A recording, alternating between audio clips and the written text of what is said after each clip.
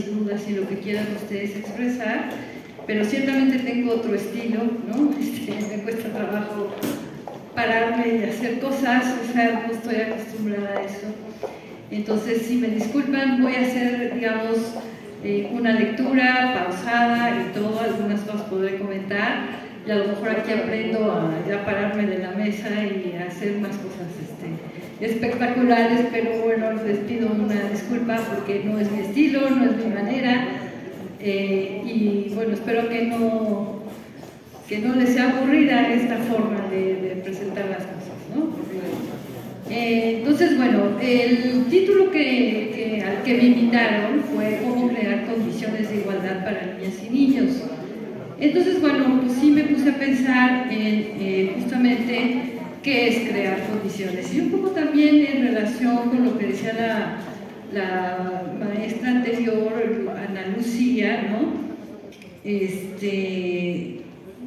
Pues sí hay todo un problema en cuanto a cómo empezar con una misma, ¿no? Dentro de cada uno de nosotras y nosotres y nosotros, a empezar a trabajar la reflexión sobre género, donde estoy colocada personalmente en ese tema, ¿no? Entonces, bueno, agradezco mucho a la maestra Patricia Fierro esta invitación y también mucho a la maestra María de Lourdes Espinosa, que me ha acompañado desde la invitación en octubre hasta ahora, un poco en todos los detalles para poder estar aquí con ustedes. Para mí es un honor estar con el magisterio de preescolar, porque he constatado en la práctica su creatividad y su entusiasmo, siempre por aprender. O sea, no se los digo así por quedar bien, es una realidad. Las maestras de preescolar, en general, que pues, son casi todas mujeres, ¿no? Son un grupo muy interesante, tienen una creatividad muy grande y son distintas a las otras docentes de primaria y secundaria, ¿no? Ni mejor, pero muy, muy especiales. Yo les tengo un cariño especial a estas maestras. Tuve la oportunidad de conocer y leer los libros sobre igualdad de género para docentes de preescolar y para niñas y niños de este nivel, publicados recientemente en 2022 por el gobierno del Estado de México. O sea, me puse a estudiar sus libros, qué dicen, cómo lo abordan, cómo son los libros de los niños, ¿no? Y bueno, ahí encontré elementos necesarios y suficientes como para formarse en esto que nos preocupa, que es la perspectiva de género. ¿Qué es eso, no? Y orientar su labor docente bajo este enfoque pedagógico que además coloca la igualdad de género como una estrategia curricular que se entrecruza con derechos humanos y cultura de paz. Es decir, esto antes no existía, no había manera de pensar género adentro de la escuela, ni mucho menos cómo, digamos, insertar una perspectiva de género a nivel del currículum, ¿no? En la UNAM lo tuvimos que hacer. Yo, como bien decía mi resumen, participé en el que antes se llamaba Programa de Estudios de Género de la UNAM, que se fundó, fue de los primeros organismos pioneros de género en una universidad por ahí del año 92, ¿no?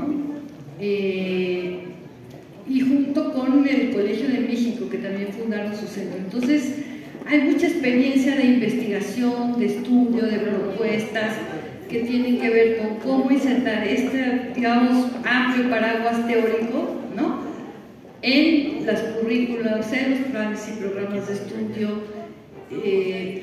y, digamos, en la parte más pedagógica, pero también en las políticas universitarias, en los documentos oficiales. Entonces, hay una historia larga digamos, de esta, pues sí, como fuerza por poner la perspectiva de género a nivel universitario, ¿no?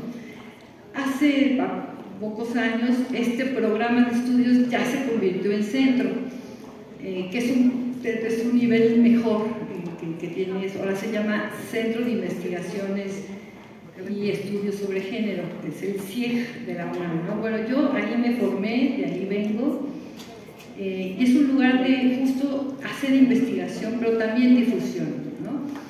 Pero les decía que, digamos, la perspectiva de género ya ha tenido que subir a grandes, digamos, autoridades de la universidad, pues porque se ha incrementado, ¿no? Se incrementó en algún momento, digamos, la denuncia, ¿no?, de nuestras estudiantes respecto del tema de acoso y hostigamiento sexual, ¿no?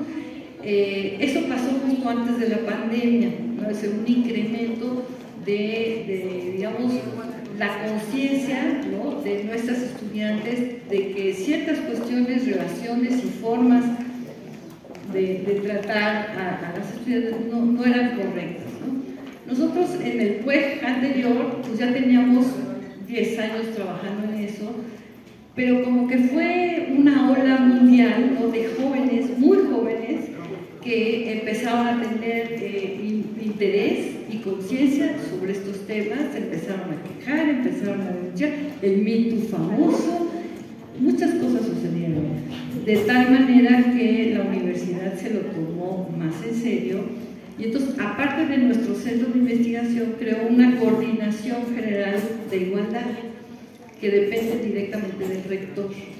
Ahí no es un centro de investigaciones, sino es una coordinación que se dedica a capacitar a todo el personal docente de la universidad, de todas las carreras y facultades, a dar cursos, a difundir muchas cosas. Entonces, uno de los sitios que yo les quería recomendar que visitaran es este. El CIGU se llama Centro de Igualdad de Género de la UNAM, ¿no? Ahí están en línea y todo, y ahí pueden ver un montón de recursos, de cursos que ya están hechos, incluso grabaciones de radio, cosas que ya han pasado, pero cosas que están actuales. Por ejemplo, para el 8M, que viene la semana que entra, que es el 8 de marzo, el Día Internacional de la Mujer, esta coordinación hace muchas actividades de muchos tipos, dan cursos, conferencias, programas de radio, y están de acceso abierto, ¿no? Todo el mundo que pueda entrar a internet los puede ver.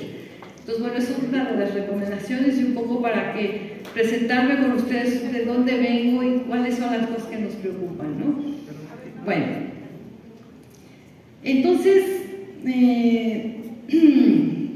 la interrelación justo de género con derechos humanos y cultura de paz en el currículum, o sea, no nada más así como flotando en el aire, sino en el currículum, es un acierto, porque en efecto la perspectiva de género es un tema y un enfoque, como decíamos, transversal.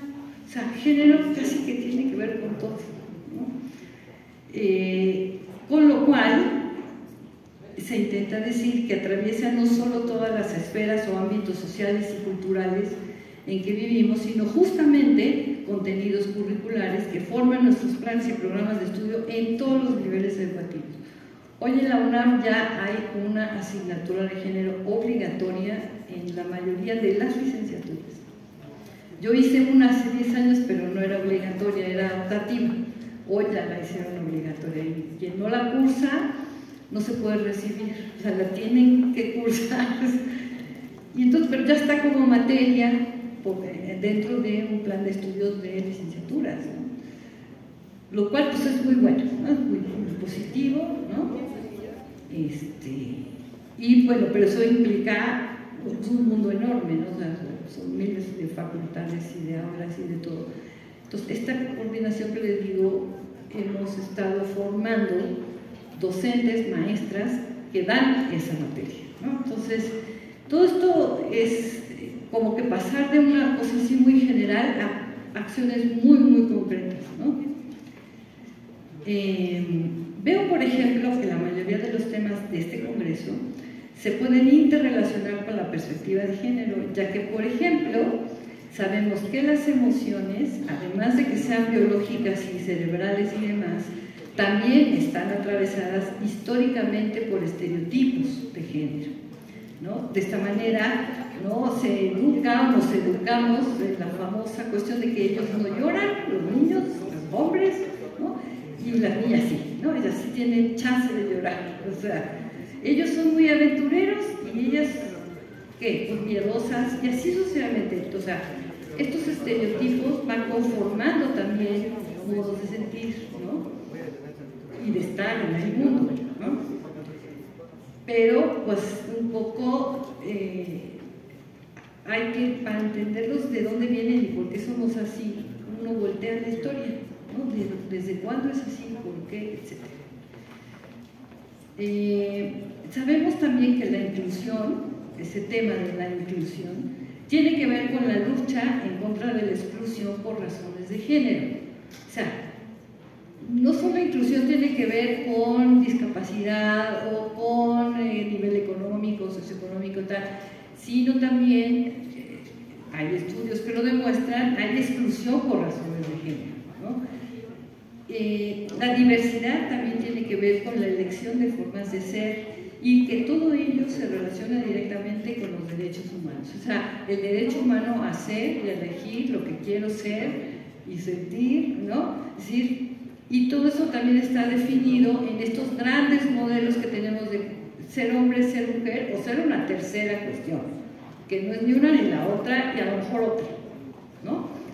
Pero tiene que ver con respetar, digamos, ese derecho humano a ser. Bueno, entonces, y por último, la creación de condiciones de igualdad, ¿no? Previene y disminuye violencias. La violencia de género en este caso, porque la desigualdad de oportunidades, de accesos y actividades entre mujeres y hombres es una violencia de género. Por lo tanto, una cultura de paz tendrá que tener también en cuenta que lo que la perspectiva de género le permita ver. Estudiar, compartir con las y los compañeros, organizar círculos de lectura y poner en práctica los contenidos de los libros con los que ahora ustedes cuentan, los de su igualdad de género, ¿no? O sea, hay que asirlos verdaderamente y comprometerse y decir, vamos a hacer un grupo aquí en mi cuadra o aquí en mi escuelita, aquí, y vamos a estudiar bien a fondo qué quiere decir esto y cómo me interpela, o sea, cómo me afecta y me pega o me cuestiona, ¿no? Lo que ahí se dice, ¿no? Porque además de que tienen toda una parte teórica, también tienen ahí un tratamiento teórico y un curso diplomado, algo así que se llama, con ejercicios, que también traen ejercicios que se pueden ya hacer, y obviamente sugerencias didácticas. O sea, digamos, el panorama ya está cumplido ahí de alguna manera, ¿no? Todo ello configuraría una de las primeras formas de crear condiciones de igualdad, que es el tema de la ponencia de ahorita, ¿no? Crear condiciones, pero también atmósferas y ambientes de igualdad sin violencia de género, ¿no? Bueno, hace tiempo tuve la fortuna de escribir 4 libros semejantes a los suyos, uno para cada nivel educativo, por una solicitud que la SEP de entonces, de 2009, por ahí, le hizo al PUEG que les platicaba, el programa de género de la UNAM. O sea, la SEP nos solicitó escribir esos libros y que se hicieran y distribuyeran en toda la República. Ahí sí no fue por estado ni nada, fue libros para todo el personal docente de todo el país. Sé que algunas de ustedes los conocen, ¿no? La serie se titula Equidad de Género y Prevención de la Violencia. Ahí está. ¡Ay, ya me ganaron! Está bien, está muy bien. ¿No? El primero de la niña en el triciclo, monociclo, es el de preescolar. Ese es el que a mí más me gustó hacer. Ajá, y ese, creo que la fecha de publicación fue de 2009. No, en 2009 lo escribí y en 2010 se hizo, ¿no? Luego sigue el de primaria. Bueno, ahí me pongo nada más sus portadas. Nosotros en la universidad creíamos que sí, pues se iban a distribuir así masivamente, o sea, el tiraje fue de millones de millones. Pero pues no todas las escuelas ni en todos lados llegó, ni llegaron, ¿no? Entonces, bueno, pero quienes sí los conocieron, pues nos daban, ¿no? Nos regresaban sus opiniones Y sobre todo las maestras de preescolar fueron las que más, las de aquel entonces, los leyeron, ¿no? Bueno, la siguiente, por favor, ¿no? Diapositiva. Ese es el de secundaria. Por ejemplo, en ese libro de secundaria, algo que hice, ustedes saben que la secundaria tiene un docente por materia, ¿no? Y yo decía, no puedo poner, porque no me lo va a dejar hacer, una materia de género obligatoria, ¿no? Entonces, ¿cómo le hago para cruzar género con todas las especialidades de la secundaria? Entonces, ese es interesante, ese libro, porque trata de vincular género con español, género con matemáticas, género con geografía, con historia, con artes visuales. O sea, fue un ejercicio muy, muy bueno, ¿no?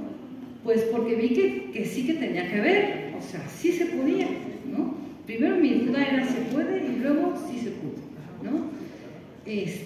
O sea, con ejemplos y actividades ahora sí que didácticas, tal cual, ¿no? De cómo incorporar género cuando estés viendo tal tema de español o de mate o de geografía, ¿no? Distribución, o sea, cómo están mujeres y hombres en tu cuadra o en tu calle y así, se podía. Entonces, se puede con los contenidos tal cual, temáticos, teóricos de los planes y programas. Entonces, ese es un buen ejemplo para vincular con materias, ¿no? O con ahora que se llaman de otro modo, ¿no? Con áreas, ¿no? Lenguajes y tal. Se puede. A veces pensamos que no, que tenemos que hacer una materia de género, luego otra materia de emociones, luego otra materia de ¿qué les gusta? Los derechos humanos, luego otra. No. Yo creo que empecemos como a juntar, ¿no? Decir, ok, sí, bueno, este tema de español, a ver, podría yo a lo mejor pensar en, bueno, en el preescolar lo llevan español tal cual, ya no sé, lenguaje, ¿no? Es decir, bueno, ¿cuáles son tus palabras preferidas, no? Y entre niños y ver la diferencia. ¿Qué palabras prefieren las niñas? ¿Qué palabras prefieren los niños? ¿No? O sea, ¿no? Y hacer devolvérselas, ¿no? O sea, a las chiquitas, decir, y preguntar por qué te gusta más esta palabra, por qué te gusta a ti, niño, chiquito, hombre, esta otra, ¿no? Y ahí empezamos como a detectar, ¿no? Con el propio lenguaje de las palabras, cómo anda el grupo en esto de valorar estas identidades y formas de ser, ¿no? En matemáticas se puede también, o en la aritmética, o como se llama el área, ¿no? Es decir, ese libro ya no hay impresos, ¿no? Yo se los puedo mandar a las personas que me han invitado aquí, los tengo en PDFs, o sea, y también guardados, ¿no? Y los puedo compartir a quien le interese. Bueno, notarán entonces que nos interesaba resaltar el concepto de equidad. No se llama igualdad de género, se llama equidad de género. Para mí era muy claro que desde el principio tenía que ser equidad, ¿no? Y aunque en el libro de media superior, en el título de la contraportada dice igualdad, ya en la página legal ahí se equivocaron, dice equidad. Bueno, y el de media superior se vincula género con cosas técnicas, o sea, áreas técnicas y con trabajo, porque las estudiantes ya de media superior ya están pensando o ya trabajando, ¿no? Y en proyectos de vida. Con eso se vincula género en media superior. Bueno, y entonces, a ver, ¿por qué resaltábamos el concepto de equidad? Y pues porque es más complicado que la igualdad. Y entonces vemos un poco la siguiente diapositiva, la definición. Perdón por la onda de definiciones, pero es importante, ¿no? Equidad quiere decir dar a cada cual lo que le pertenece. Está complicado, ¿no? Pensarlo. O sea, bueno, implica que las personas pueden realizarse en sus propósitos de vida según sus diferencias. Bueno, incluye el respeto y garantía de los derechos humanos y la igualdad de oportunidades. Esto lo escribimos entonces en el PUEC. La equidad de género y la igualdad están unidas, pero no son sinónimos. Es incorrecto reemplazar a una con la otra, ya que la igualdad es un valor superior, ¿no?, que está en nuestra Constitución, ¿no?, y apela al estatuto jurídico de las mujeres y al principio de no discriminación basada en la diferencia sexual, ¿no? Está muy bien, qué bueno que lo tengamos el concepto y que funcione jurídicamente, está muy bien, pero la equidad es una medida más bien dirigida a cubrir déficits históricos, ¿no?, y sociales de las desigualdades por razón de género. Esa es una definición de las mujeres de hace mucho, pero sigue funcionando, ¿no? Si, por ejemplo, cubrir déficit histórico significa que a pesar de que el principio de igualdad esté considerado como un valor y una norma, las desigualdades de acceso y oportunidades por razón de sexo o género puede seguir existiendo tal como en otras épocas y en muchas de las costumbres culturales que aún hoy en día, por ejemplo, obstaculizan el estudio de las niñas o la participación política de las mujeres. O sea, sigue funcionando ahí una especie de no, ahorita no, mejor tú no. Hay comunidades donde les cuesta más trabajo a las niñas seguir secundaria, por ejemplo, ¿no?, por muchas razones, ¿no?, pero todavía se va jugando esta situación de distintos accesos y oportunidades. Entonces, de esta idea provienen, de la idea de equidad, provienen proyectos de apoyos especialísimos, nada más para las niñas, ¿no?, o las estudiantes mujeres. ¿Sí? Cuando, por ejemplo, en la UNAM se dice, vamos a hacer un proyecto de becas solo para las chicas que se inscriban en astronomía, en la Facultad de Ciencias, ¿no? ¿Por qué? ¿Por qué es tan importante eso? Pues porque muchas veces estas carreras científicas difíciles, ¿no?, las dejan por sus circunstancias de vida, no se casan, tienen hijos y tal, ya no pueden coordinar la carrera con la vida privada, con la casa, ¿no? Entonces, si se les apoya de manera explícita, ¿no?, las vamos a ayudar a que no desistan, a que no se vayan, ¿no? Por ejemplo, en los estudios que estaban en las normales, una de las cosas que tienen las estudiantes normales es guarderías en las normales, para sus hijitos, hijitas. Por ejemplo, eso sería buenísimo, porque hay muchas chicas, por ejemplo, en las normales más rurales, más así, que se embarazan por más cursos que les dé uno y todos se embarazan jóvenes, ¿no? Y luego no hay quien les cuida a sus bebés. Entonces, una de sus demandas es tener guarderías adentro de las normales, por ejemplo. Eso hay que apoyarlo porque sería un criterio de equidad, ¿no? Bueno, este concepto es muy complejo porque suscita muchas discusiones, ¿no? O sea, ¿por qué tú primero y por qué yo no?, etcétera. Pero de él se puede derivar un análisis conceptual y crítico de los conceptos asociados a esta palabra de la equidad, tales como igualdad, desigualdad y diferencia, ¿no?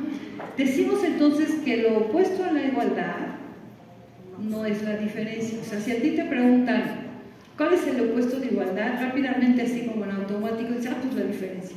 Lo que no es igual es diferente. No, en la perspectiva de género, no, lo opuesto a la igualdad no es la diferencia, sino ¿cuál sería lo opuesto a la igualdad? La desigualdad, no la diferencia, ¿no? Porque la diferencia está en términos así que de igualdad con la igualdad, digamos, ¿no? Ser diferente es tan legítimo y tan igual que ser igual, ¿no? O sea, la Constitución dice todos iguales y todos los derechos para todos y todos, ¿no? Pero y dice, ¿no?, toda la lista de las diferencias, ¿no? No va a haber discriminación ni exclusión por razón de nada, ni clase, ni sexo, ni raza, ni religión, ni creencia, ni nada, ¿no? Esa es la igualdad. Pero ¿qué pasa cuando una de esas diferencias, ¿no?, reclama algo, ¿no?, un derecho, ¿no? Entonces, por eso se vuelve complicado y por eso es importante reflexionar teóricamente en estos conceptos que nos han construido y que nos ayudan a pensar la cosa, ¿no? Bueno, entonces, por ejemplo, ¿cómo entendemos la igualdad dentro de los estudios de género? Por favor, la igualdad. Aquí le tenemos como el principio de que todos los seres humanos son iguales y que esto es el fundamento ético y político de una sociedad democrática. Ok, muy bien. Este principio implica que la igualdad de la ciudadanía democrática y la de la condición o expectativas de vida. La primera, que a cada miembro de la sociedad le debe ser asegurada de modo igualitario un cierto catálogo de derechos humanos. Y la segunda, la de condición de expectativas, apunta a una igualdad real que garantice a cada ser humano el goce de un mínimo común de beneficios sociales y económicos. Implica la igual dignidad de todo individuo, la igual participación, la igualdad ante la ley y la igualdad de oportunidades. Por lo tanto, cualquier exclusión o trato desigual, por ejemplo, impedir o negar a las mujeres acceso a ciertos beneficios solo por ser mujeres, violaría este principio de igualdad. O sea, quien te diga, tú porque eres mujer, no, lo que sea, está violando el principio de igualdad. ¿Okay? Ahora, ¿qué pasa con los chiquititos, ¿no? Tenemos que aprender a educar que en efecto ese tipo de separaciones, y tú no porque tú eres quién sabe qué o lo que sea, pero si vemos que es porque es niña, ¿no? Ahí hay que actuar y decir, no, tiene el mismo derecho que tú tienes, ¿no? O sea, hay que estar atentas, ¿no? A que ese tipo de exclusiones, o de tú no juegas, o tú aquí no, o es que ese niño típico, ¿no? Es que es un llorón, ya saben lo que les dicen a los niños que lloran. Entonces, si eso pasa, hay que traerlo, ¿no? Y decir, no, hay que trabajar esto, ¿no? Aquí las diferencias son importantes, respetadas, ¿no? Y todos tenemos derecho a jugar de todo, ¿no? Bueno, entonces, en relación a la siguiente, por favor, en relación con las mujeres, el término juntar igualdad y diferencia con las mujeres y los hombres, la diferencia sexual se produce sola, mientras que la igualdad se construye. Es un ideal ético, sí, de acuerdo, ¿no? En la teoría política de los derechos, la igualdad significa ignorar las diferencias entre los individuos para un propósito particular o un contexto específico. Esto supone un acuerdo social que considera a las personas diferentes pero equivalentes para un propósito dado. Aquí ya tenemos otra palabrita, equivalentes, ¿no? Bueno. En otras palabras, la diferencia sexual, o sea, de nuestros cuerpos entre hombres y mujeres, está dada. O sea, así nacemos con estos cuerpos, ¿vale? En cambio, la igualdad constituye una aspiración social, democrática, ¿no? Que ha tomado importancia como valor positivo con el cual regirse, aunque no siempre ha estado presente en la historia de la humanidad. Uno revisa tantito y se encuentra un montón de ejemplos terribles, ¿no? de exclusiones, desigualdades, injusticias por razón de género, ¿no?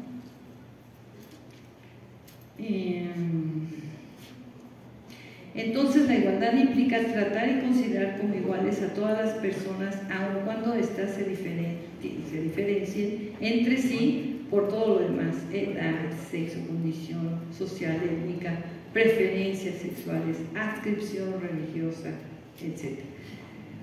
En el libro de preescolar digo lo siguiente: las consideraciones teóricas formuladas a propósito de los conceptos de igualdad y diferencia han sido retomadas por la perspectiva de género para construir conceptos, una concepción propia respecto del significado de, bueno, ahora ya tenemos igualdad, diferencia. ¿Qué es igualdad de género? ¿No? Esta concepción posterior al concepto de equidad de género, el cual se conjuga la idea de la igualdad y el reconocimiento de la diversidad y las diferencias sociales. A ver, igualdad de género, por favor. La siguiente es esta. definición parte del postulado de que tanto hombres como mujeres tienen la libertad para desarrollar sus habilidades, conocimientos, aptitudes y capacidades personales sin que nada de ello les sea limitado por estereotipos, roles de género rígidos o prejuicios.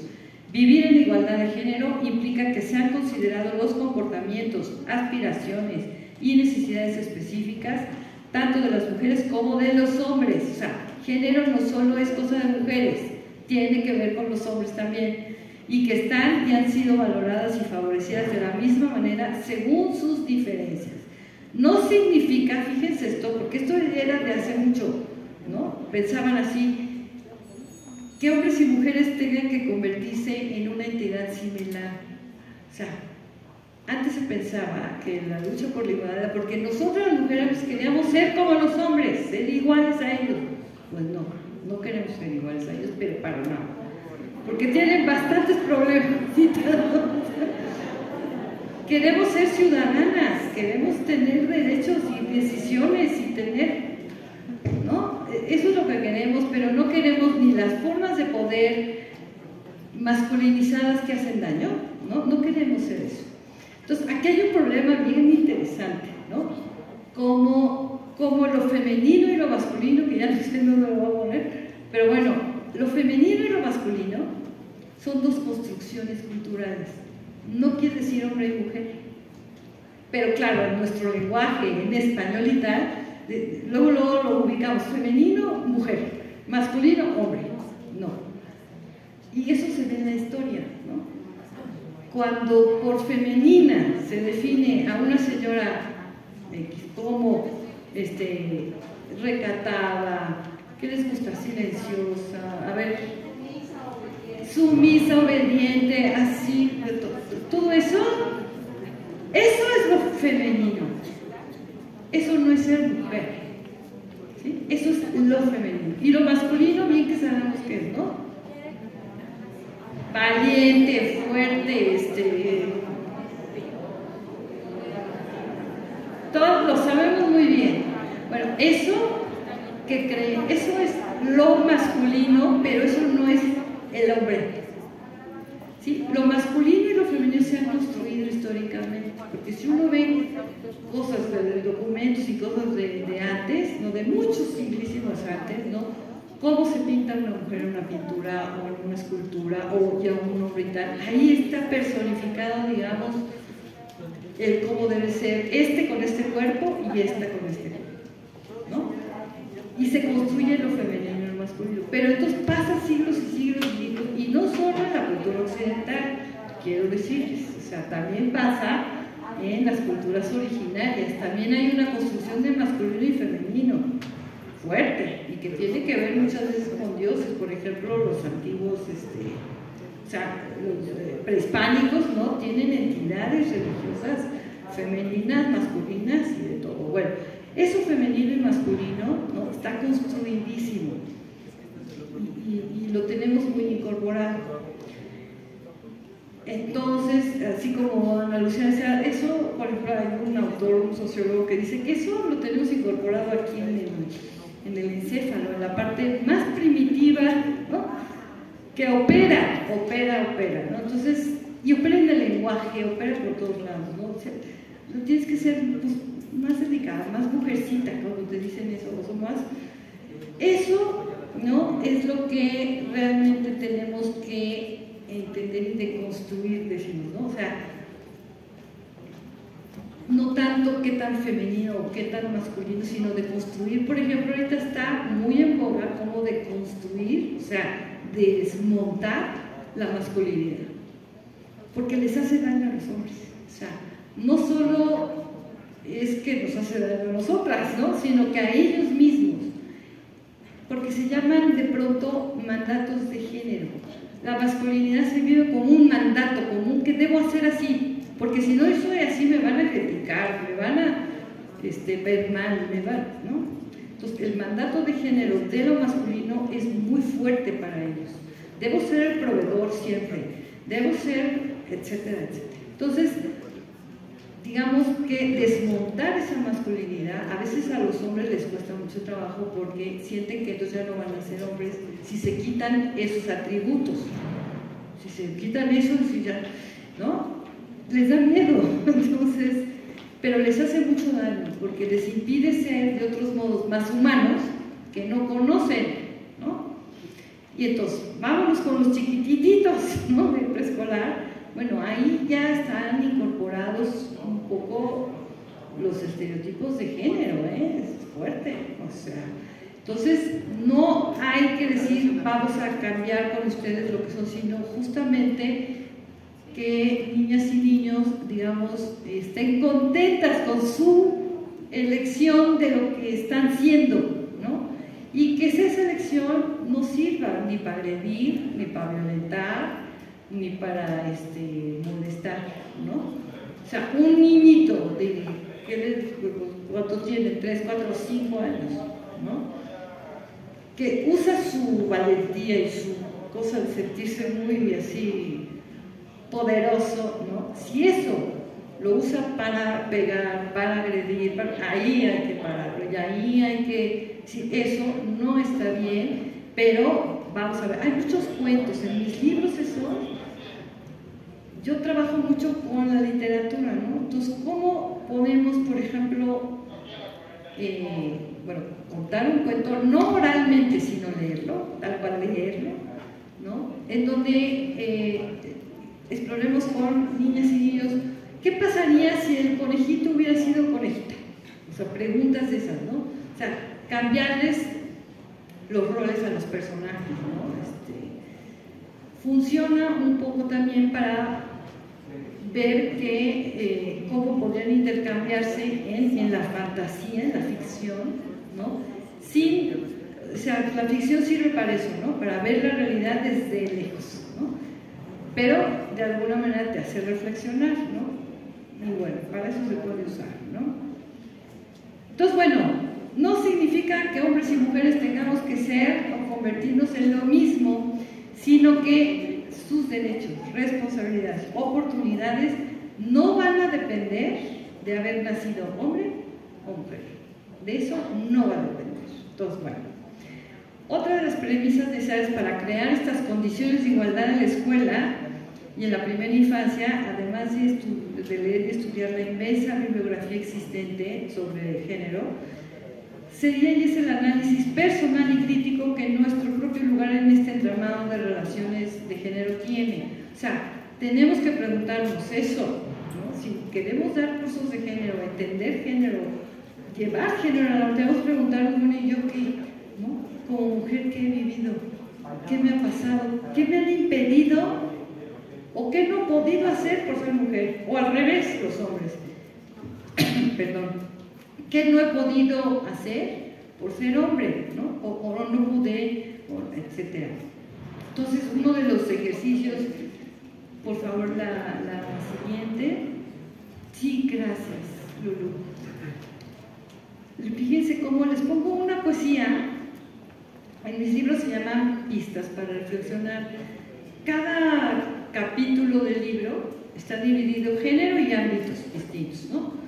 Y en cada ámbito y tal, pongo un ejercicio para las y los docentes de puritita reflexión personal sobre género, de cómo andan en eso.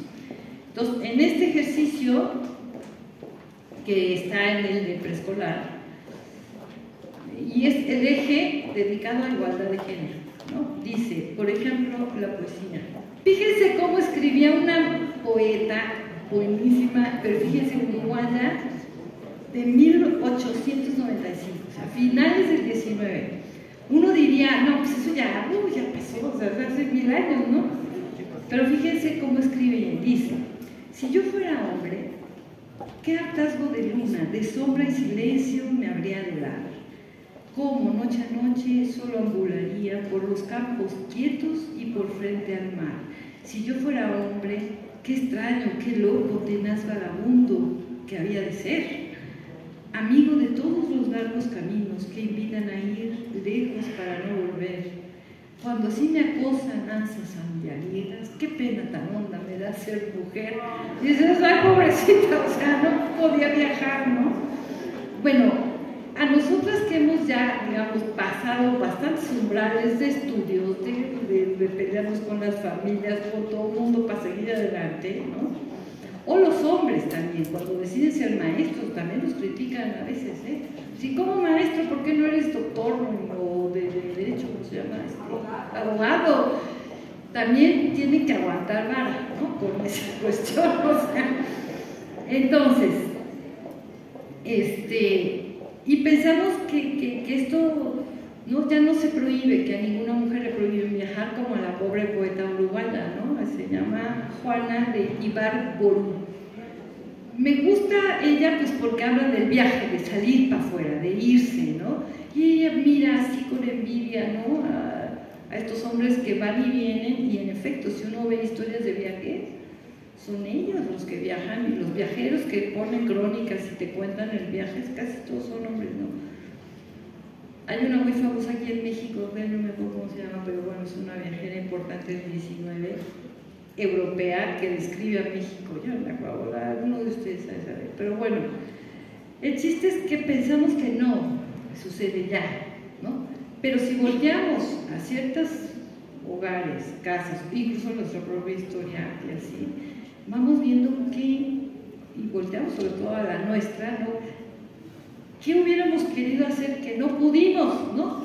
Por ser mujer, ¿no? O por ser hombre, ¿no? La famosa película de Billy Elliot, no sé si la vieron hace un chorro, que quería ser el bailarín, ¿no? Y que su papá es un minero, súper así, hombre, ¿no? Muy masculino. Y el otro, bueno, es de ballet, ¿no? El niño, entonces, bueno, hay hombres que tienen ganas, pero de hacer cosas diferentes, ¿no? O que desde niños sienten atracción, pues no sé, por el arte o por otras cosas distintas que no son los cochecitos ni los trenes. Y uno a veces, como mamá, como maestra, puede decir, híjole, este niño, ¿para dónde va? ¿No? Niño, hombre. Nos asustan más los niños hombres que las niñas, mujeres, que vemos más así como bien, que se avienten, que jueguen fútbol, que se suban al triciclo, pero los niños nos da más cosita que cambien, ¿no? Más pendiente, ¿no? Bueno, pues no hay que tener tanto susto, ellos están explorando formas de ser y hay que abrirles el panorama. Digo, de pronto, esos cuadros allá afuera maravillosos, ¿no? Yo sé que partes están tan lindos por la labor de las maestras que se ponen a trabajar con sus grupos, con pinturas hermosas y todo. Entonces, gran parte de esas pinturas es reflejo de las maestras, pero también, ¿no? De niños que descubren, por ejemplo, el arte de expresarse a través del dibujo, o sea, se sueltan más los niños varones, digamos, con esas actividades, ¿no? Y está muy bien, ¿no? Entonces, bueno, eso es un poco el comentario de la poeta que viene en el ejercicio, y luego les pongo las preguntas. Bueno, acá la otra diapositiva, perdón, Lulu, dice, por ejemplo, en ese mismo ejercicio, una cita de Philippe Renaud. Philippe Renaud lo leíamos mucho en 2004, 2005 y así, pero me pareció que funciona para lo que estamos viendo aquí, ¿no? Dice, luchar contra prejuicios y discriminaciones sexuales, étnicas y sociales, y a veces todas juntas en una misma persona, en la escuela no es únicamente preparar para el futuro, es hacer el presente soportable y si es posible, productivo. Ninguna víctima de prejuicios y discriminaciones puede aprender con serenidad. O sea, un poco, ¿no? O sea, si estás viviendo ese rechazo y ese vete para allá y no me gustas y tal, que también tiene que ver con un ambiente emocional negativo, ¿no? Se impide el aprendizaje, ¿no? Si hacer una pregunta o responder despierta burlas, típico en las escuelas, ¿no? La burla, ¡ay! Que se ríen todos y que, o sea, la alumna o el alumno se va a callar. Si el trabajo en equipo las y los sitúa en el blanco de segregaciones, prefieren quedarse solos en un rincón. Entonces, si no quieren juntarse en equipo y tal, otra vez vamos a hacer otros equipos, ¿no? Para evitar que alguien se quede sola o solo en un rincón. Si las buenas notas suscitan la agresividad o la exclusión basadas en categorías sexuales, confesionales o étnicas, evitarán tener éxito, ¿no? Y así podríamos seguir. En primer lugar, para poner a los alumnos y los alumnos en condiciones de aprender, hay que luchar contra discriminaciones y de prejuicios, o sea, no permitir que eso entre de ninguna manera en nuestro salón, ¿no? Y entonces recordar, aquí viene la onda con nosotras y nosotros, retrospectivos. Cuando usted fue alumna o alumno, o sea, piénsense ustedes en el kinder, porque estamos en el preescolar, acuérdense del kinder, y vivió algo parecido a eso que se describe. ¿Se sintió alguna vez que no le hacía caso? Digo, para mí ya está súper lejos acordarme del kinder, pero de pronto vienen imaginaciones de sí, ¿no? Y me acuerdo de algunas caritas de mis compañeros. Algo viene, ¿no? El chiste es recordar en uno mismo, ¿no? Una misma, cuando sintió esa cosa de rechazo, de exclusión, o fue testiga, ¿no? Que a veces no nos rechazan a nosotros, pero vemos cómo rechazan a otro, ¿no? Entonces, bueno, hagan ese ejercicio así para adentro, ¿no? ¿Cómo me sentí? ¿Qué pasó? ¿O qué rabia me dio? ¿No? Y no lo pude decir, ¿no? O sí lo pude decir y todo fue súper bonito, ¿no? Alguien me oyó, me entendió, ¿no? ¿Cómo fue ese momento? Luego, eso del testigo, atestiguó comportamientos en contra de alguna compañera o compañero, o sea, ¿viste algo así gacho que te haya llamado la atención, no? ¿Y cómo te sentiste en uno u otro caso? Tanto el haber sido despreciada, ¿no? Como el haber sido testigo. ¿Cómo te sentiste, no? Y si no quieren preescolar, pues váyanse a los otros niveles, u otras escuelas, u otros lugares. Acá, sobre todo, importa pensar en la escuela, porque nos podemos ir a otros lados, podemos ir a la calle, en el trabajo, o sea, el género está en todos lados, pero como nos importa pensar la escuela, ¿no? Bueno, pues recordemos nuestra vida en la escuela, ¿no? Y bueno, compartir con compañeras y compañeros, ¿no? Lo que va saliendo, lo que te acuerdas, lo que sentiste, ¿no? Y a lo mejor hasta es medio terapéutico decir, pues sí, me dio mucho coraje que me hicieran eso y a la goma, y ya nadie me lo va a volver a hacer y así. Puede ser liberador, ¿no? Pero sobre todo eso, por ser mujer o hombre, ¿qué cosas vivieron en la escuela, ¿no?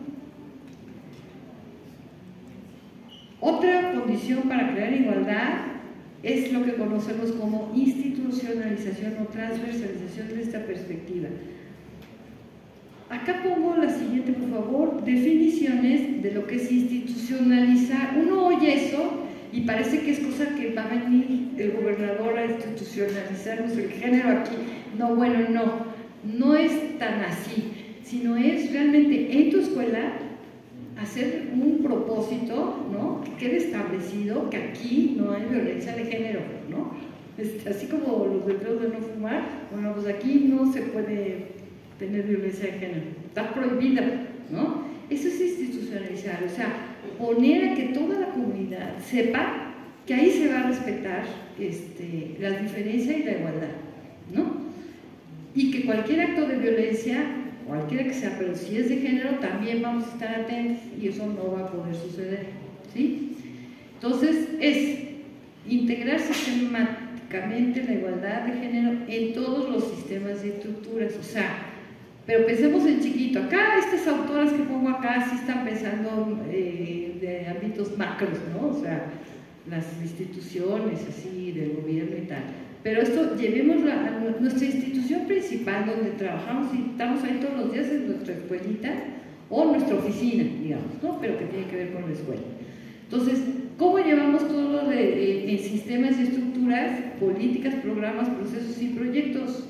Siempre con perspectiva de género, en modos de ver, de hacer, en la cultura y sus organizaciones. Algo, por ejemplo, que sirve es de pronto hacer un diagnóstico de género en mi escuela. Hay preguntas ya hechas por ahí para hacer diagnósticos y se pasan a todos los maestros, la comunidad y las maestras, ¿no?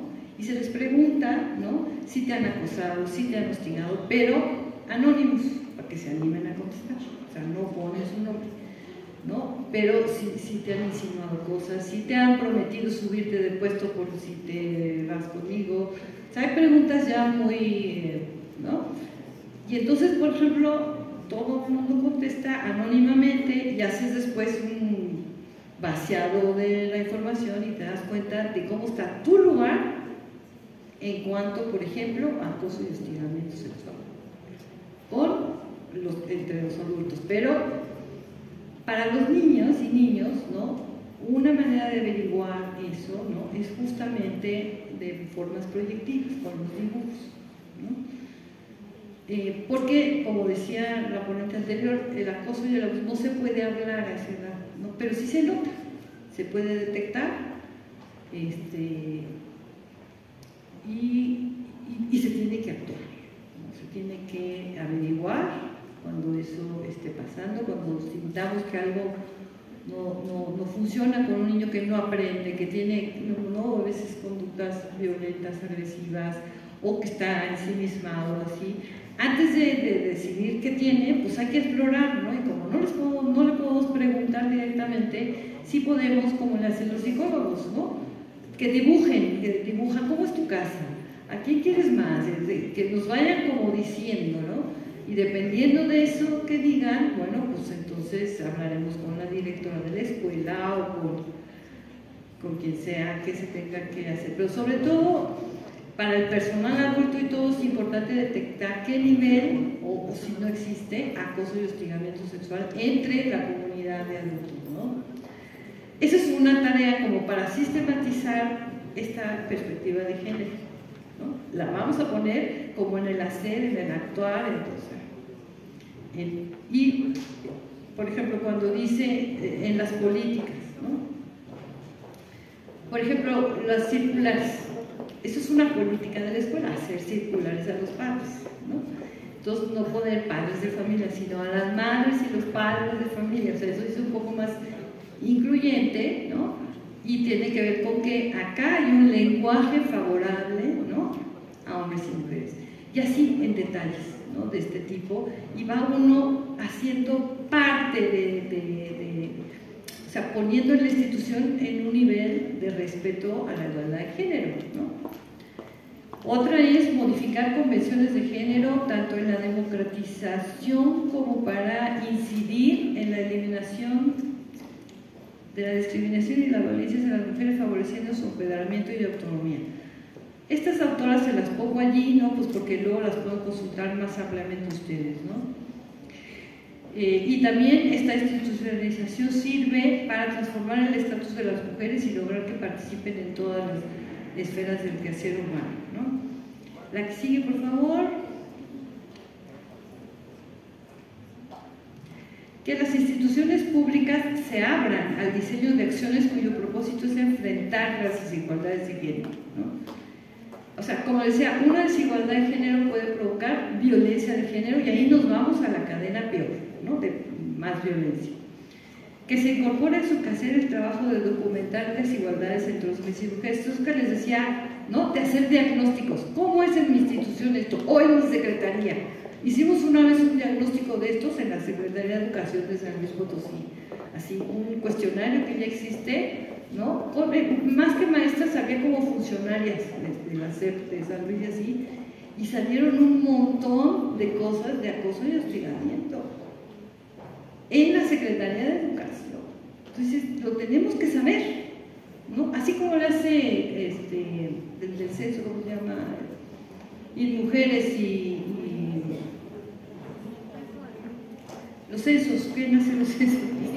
El INEGI, que tiene sus cuestiones. Nosotros sacamos un cuestionario basándonos en el INEGI, ¿no? Estos de la encuesta de relaciones en los hogares que hacen cada rato, no solo el censo, sino hacen muchos cuestionarios. Nos basamos en uno de esos para ver, para hacer uno para esta situación de maestras y ¿cómo se llama?, y gente de la Secretaría de Educación, ¿no? Y luego hicimos grafiquitas y todo, con cada preguntita se puede decir. Y las preguntas son, por ejemplo, ¿te han hecho invitaciones? En el cubículo de alguien hay como fotos que te incomodan, o sea, no sé, foto en la computadora de alguien, hay imágenes que te suenan, que no son agradables o que tienen contenidos sexuales o algo, de ese tipo de preguntas, ¿no? Y luego las directas, ¿no? Te han prometido subirte de puesto, de lugar o de lo que sea por una relación conmigo, ¿no? Y así preguntitas de esas, ¿no? Eso se los puedo dar también a las autoridades de acá y todo. Y lo pueden hacer en su escuela y cuando es un poco anónimo se animan más a contestar, ¿no? Pero entonces les sirve como una radiografía, ¿no? De cómo está la violencia de género en su lugar.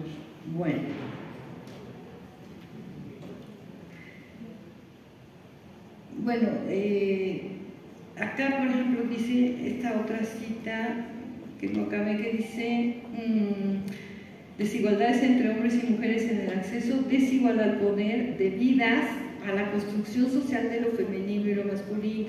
A ver, aquí notarán esto de lo femenino y lo masculino, ¿no? Son construcciones, son ideas que han venido desde los tiempos inmemoriales, ¿sí? Entonces, de construir eso, o sea, pensarlo, lo femenino y lo masculino, es muy importante, ¿no? Bueno, ahorita pasaremos a otra cosa. ¿Y qué es entonces la transversalización? La que sigue, por favor. Porque una cosa es institucionalizar, ¿no? Es decir, aquí en esta institución se va a respetar la igualdad de género y no va a haber violencia en todo lo que hagamos, ni en la manera de conducirnos, ni en el patio del recreo, ni en ninguna instancia de todo lo que hace esta escuela. En cómo nos dirigimos a la gente, a la comunidad, a padres y madres, ahí va a estar, ¿no? Pero ¿qué es transversalizar? ¿No? Y entonces acá es la actuación simultánea en diversos niveles o instancias para la inclusión del punto de vista que permite eliminar desigualdad entre sexos y favorecer la equidad. La transversalización implica que la responsabilidad por la equidad no se detenta solo y exclusivamente por un mecanismo institucional que nace para abordar cierto problema, una legislación, una agencia. Estamos llenas de documentos sobre igualdad de género, pero llenas, así se los digo. Sino que se trata de una responsabilidad compartida por el conjunto de las instituciones del Estado.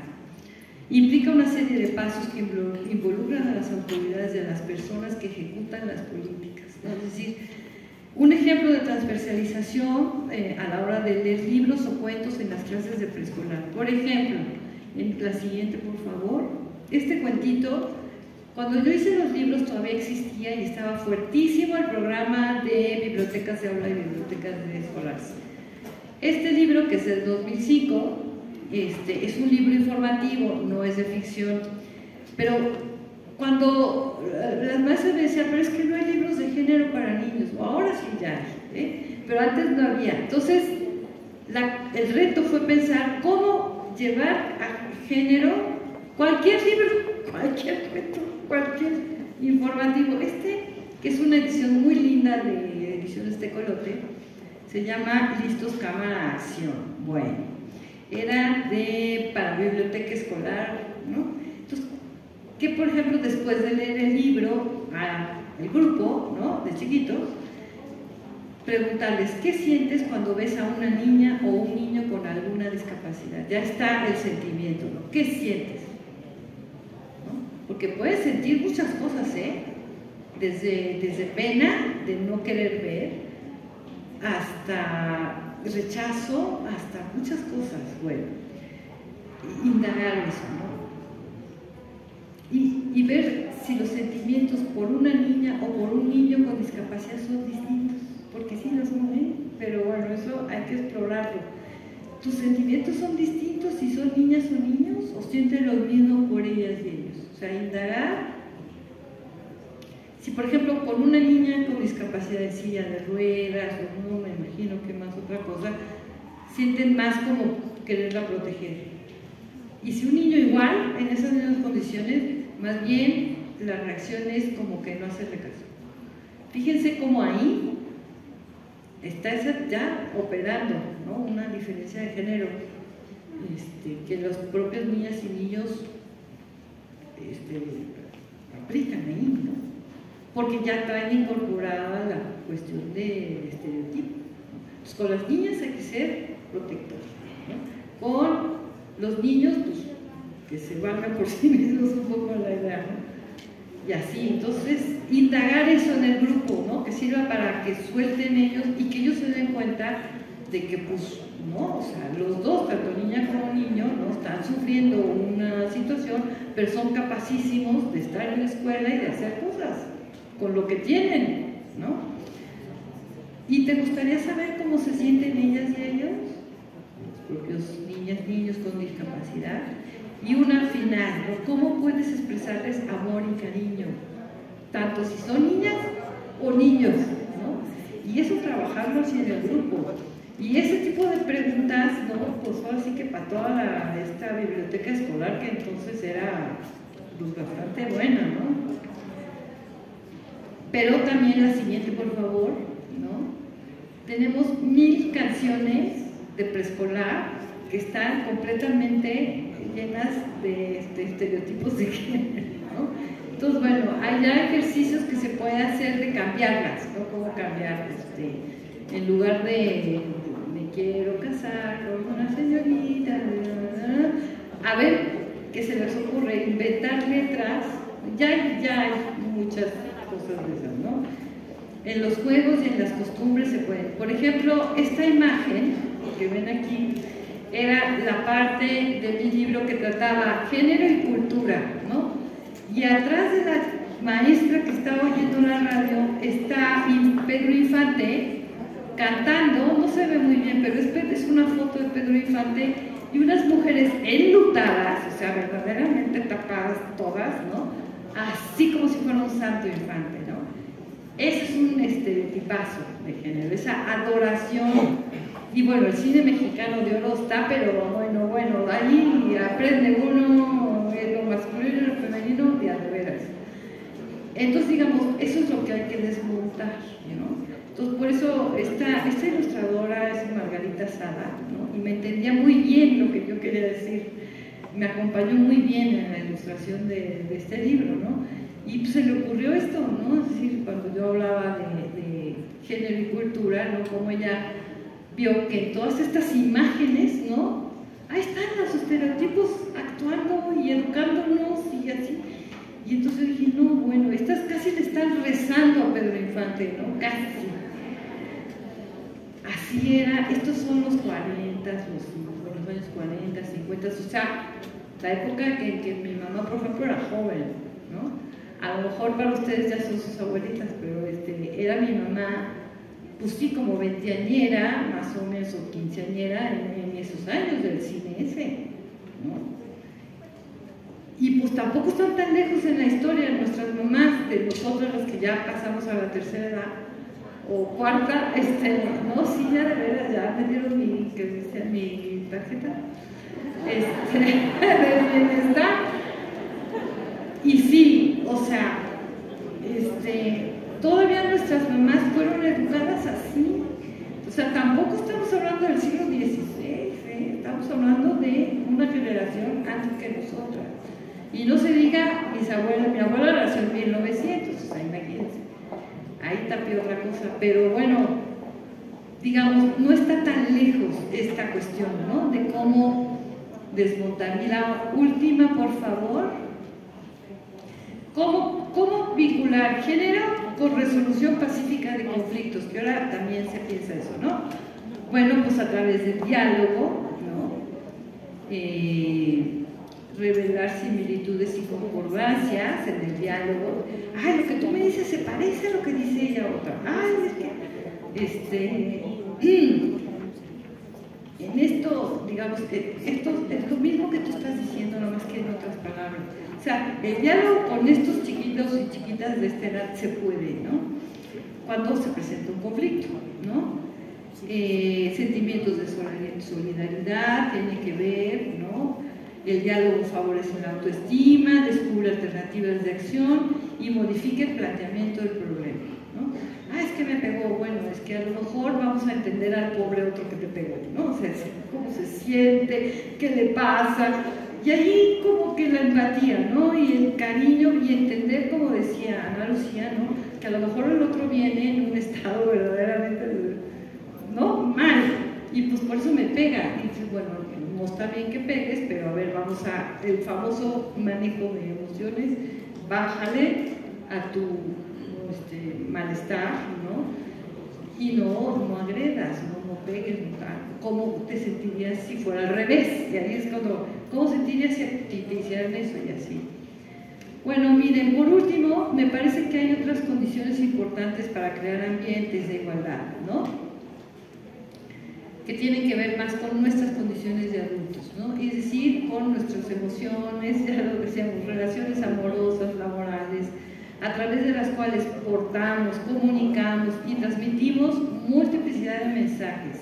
Así, por ejemplo, y aquí no era el tema, pero yo lo metí porque dije, he dado algunos talleres de esto y ha sido muy revelador, ¿no? El tema del amor romántico, que aunque no es el objetivo, ¿no? Resulta muy importante para analizar, porque en él se manifiestan un montón de problemas que se cruzan con estereotipos de género, prejuicios, ideas falsas, etc. Y por ello les propongo pensar lo siguiente, la última por favor, ¿no? Como mujeres modernas, y perdón por dirigirme solo a nosotras, ¿no? Pero sí nos pasa mucho esto a nosotras, tenemos que asumir un nuevo punto de partida en el amor. O sea, nos pasan muchas tragedias por enamorarnos mal, o sea, o del equivocado, ¿no? Y entonces, bueno, para amar, el primer interés tiene que estar situado en nosotras mismas, o sea, no en el otro y como el otro nos deslumbre y nos haga así, decir, wow, como Pedro Infante. No. Frente al amor, a la relación amorosa, ¿no? Del tipo que sea, digamos que tenemos que pensar en nosotras, ¿no? Como primera cosa, ¿qué quiero? ¿No? Acá dice, ¿no? Tiene que estar situado en nosotras. Primero querernos bien, amarnos súper bien, decir, híjole, hoy estoy lo máximo, me gusto, me quiero. Si no, no puedes amar, ¿no? Entonces, bueno, nosotras mismas, ¿no? Lo que me exige dar respuesta a preguntas muy sencillas, ¿no? ¿Cómo preguntarme quién soy ahorita? ¿Qué soy? ¿No? ¿Qué quiero, qué deseo, qué anhelo, qué necesito, qué puedo, qué hago? Primero yo solita, antes de hacerle la encuesta al otro, o a la otra, como sea, decir, ¿tú qué haces? ¿En qué trabajas? ¿Y qué me puedes dar? No, yo. ¿Qué soy? ¿Qué quiero? ¿Qué puedo hacer por mí? En la medida en que estemos mejor, ¿no? Fortalecidas así, ¿no? Digamos, eso tiene mucho que ver con cómo justo, no solo en nuestra casa podemos ser o con la pareja y tal, sino en el aula. Si tenemos relaciones románticas, exacto, agradables, positivas, que nos sintamos queridas, que nosotros sabemos que podemos querer al otro, a la otra, a quien sea, nuestra situación, digamos, como docentes también se mejora, ¿no? Y podemos entender también estas cosas que también pasan entre los niños, ¿no? O sea, se quieren, se desquieren, se aman y se desaman. Bueno, pues es humana la cosa, ¿no? Pero si nosotros tenemos o buscamos, digamos, romper relaciones de pareja o de amor, digamos, feas, destructivas, que nos hacen menos, que no podemos estar contentas, eso nos afecta un chorro en cómo nos desenvolvemos como docentes, mucho. Entonces, bueno, quería hacerles hay mucho sobre el amor romántico. ¿Qué es el amor romántico? Pues es una cosa horrible, ¿eh? No creo que está bonito. pero lean sobre eso. Es un poco el engaño de uno misma, ¿no? Se va engañando uno y piensa uno que el otro es su media naranja, ¿no? No hay medias naranjas. Aquí yo estoy completita y tú eres completito y los dos vamos a convivir, a compartir la vida o como sea, pero no esta cosa de la complementariedad pensada como antes, ¿no? Que yo no soy nadie sin ti, o sea, no, bueno, sí eres alguien, ¿no? Entonces, bueno, quería recomendarles que se metan a leer sobre amor romántico. Hay mucho en pero lecturas serias, no así cualquier cosa. Hay autoras que a esto se han dedicado, ¿no? Y bueno, es como tratar también de, sobre todo las chicas jóvenes, ¿no? Que yo sé que, por ejemplo, las normales, que son estudiantes todavía, y que todavía no son maestras, pero están, ahí, por ejemplo, hay mucho que hacer con ellas, ¿no? Y bueno, porque pasa mucho, ¿no? Se enamoran de los profesores, por ejemplo, ¿no? Porque pues son así, las deslumbran y todo eso, un poco volvemos a Pedro Infante y están así con el maestro. Bueno, ahí hay que tratar un poco de estas jóvenes, si ya son docentes jóvenes, que ya están en nuestra escuela y todo, hacer grupos de reflexión, ¿no? Entre nosotras, decir, bueno, ¿cómo estamos en esa parte, ¿no? De nuestra vida, ¿no? ¿Cómo es? ¿Cómo, con tal de que,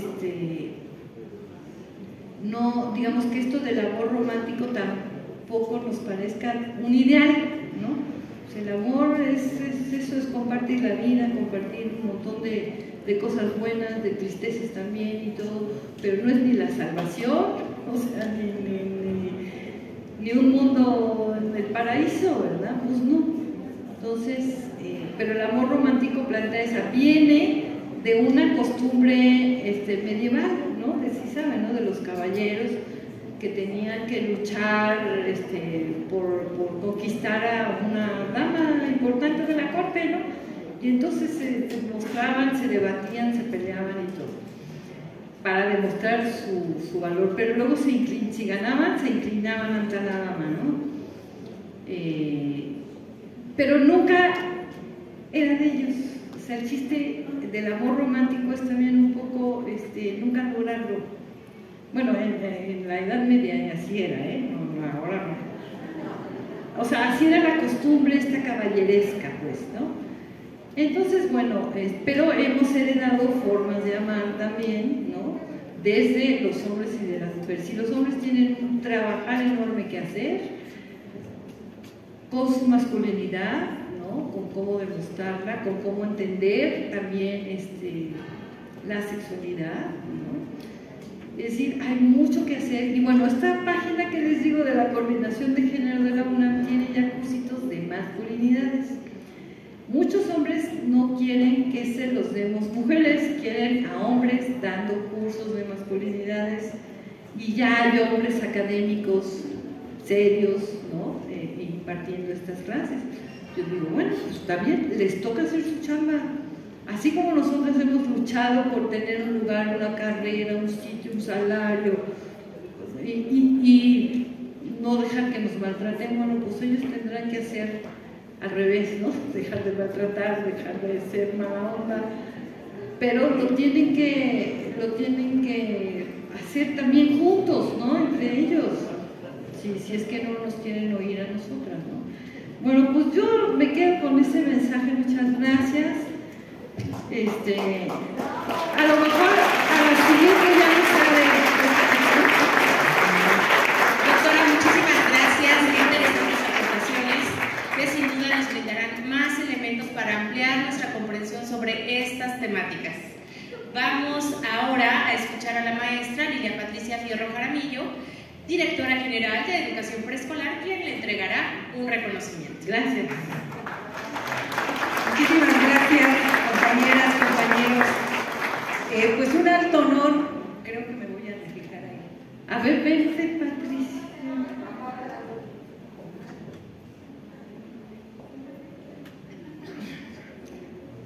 Vente. Ah, es que la escalera quedó, por eso te agarro. Muchísimas gracias. Pues de verdad agradecerles, esperamos que les haya gustado mucho la conferencia de la maestra Marta Leñero. Decirles que ella viene trabajando lo de igualdad de género desde hace muchos años y que estamos sumamente agradecidos porque su gran convicción por trabajar la igualdad de género ha permitido que ella venga aquí sin cobrar un solo centavo. Entonces, mi gratitud, mi reconocimiento y el cariño de todos nuestros compañeros y compañeras que agradecen que nos haya usted hecho el favor de estar en esta conferencia. Al rato estará en un taller, muchas gracias, será para otro público. Les invitamos, por favor, a que el día de mañana se conecten. Estará, entre otros ponentes, Rafael Vizquerra. Yo creo que nos podrá ayudar mucho. ¿Quién más? Hagamos comercial, maestras, por favor. ¿Quién más está? No recuerdo. ¿Quién más está mañana?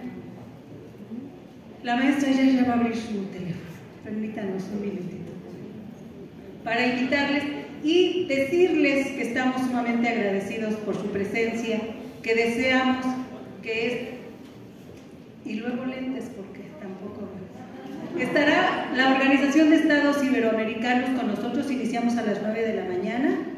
Después estará con nosotros, es de Organización de Estados Iberoamericanos, también, ¿quién más?